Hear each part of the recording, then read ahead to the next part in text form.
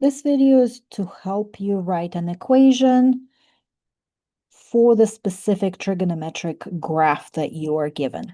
We're going to be focusing on the graphs that do not have a phase shift. Let's go ahead and look at this one. So in general, your functions will look like this.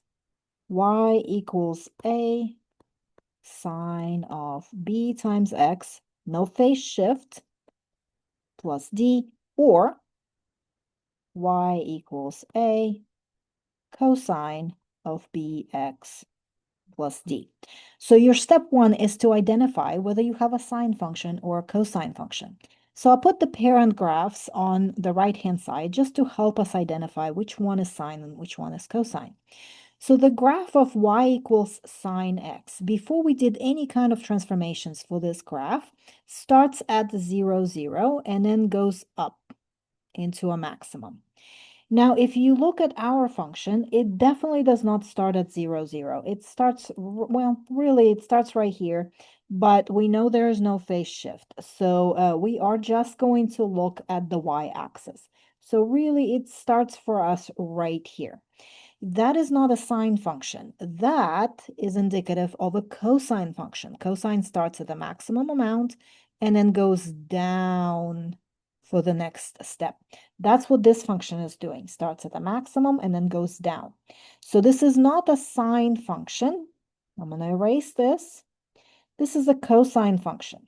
So we identified this as a cosine function. Go ahead and get rid of my doodles.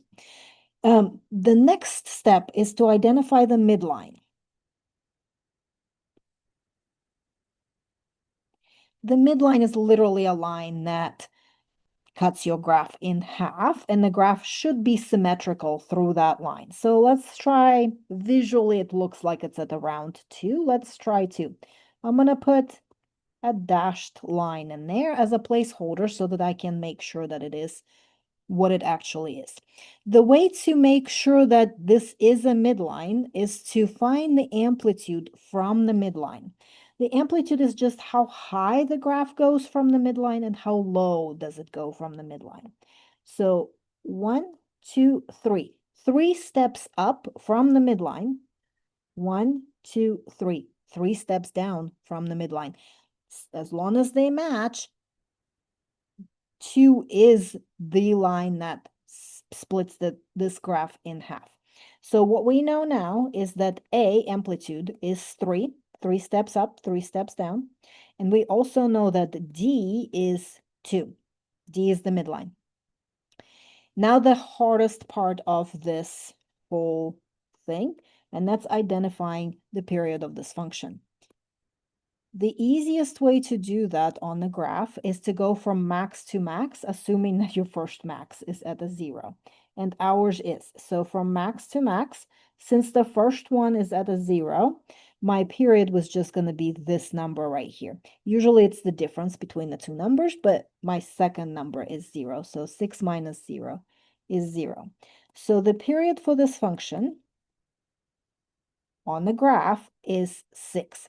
Now, the formula for the period is 2 pi over b.